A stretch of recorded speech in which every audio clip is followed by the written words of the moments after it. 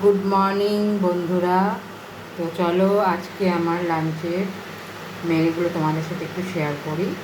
অনেকদিন তো করাই হয়নি। তো আমি তো বলেছিলাম তোমাদের যে আমার মায়ের শরীরটা ভালো না, ওই জন্য খুব একটা আমি ভিডিও দিতে পারছি না। তো যতটুকু পারবো, যেরকম পারবো, মনে ইচ্ছেতে যা মনে হবে এটা দেওয়াটা ভালো লাগবে, তাই জন্য এখানে আমার মায়ের পাতলা করে আলু দিয়ে এমনি ঝোল করেছি ধনেপাতা দিয়ে। শরীর ভালো না বলে ওই জন্য এটাই করেছি। রুই মাছের, জ্যান্ত রুই মাছের ঝোল করেছি, এটা মায়ের জন্য। আর কি হয়েছে দেখো, এখানে পাতলা করে মুসুরি ডাল ধনেপাতা দিয়ে করেছি, পেঁয়াজ ফোড়ন দিয়ে। দেখাই,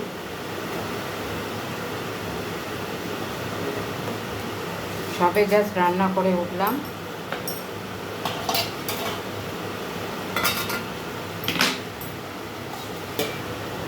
আর এইখানে হচ্ছে ফুলকপি আলু দিয়ে রুই মাছের আমাদের পাতলা করে ঝোল।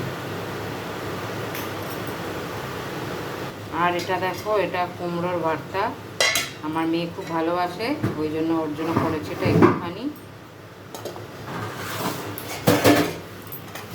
আর হচ্ছে এখানে পেঁয়াজ কলি আলু বেগুন দিয়ে করেছি এটা।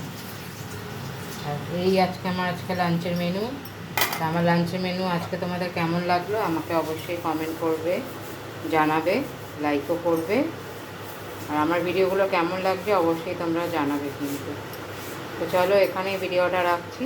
আবার নতুন কোনো মেনু যদি থাকে তখন তোমাদেরকে ভিডিও করে শেয়ার করে দেখাবো। টাটা সবাইকে, সুস্থ থেকো, ভালো থেকো, টাটা।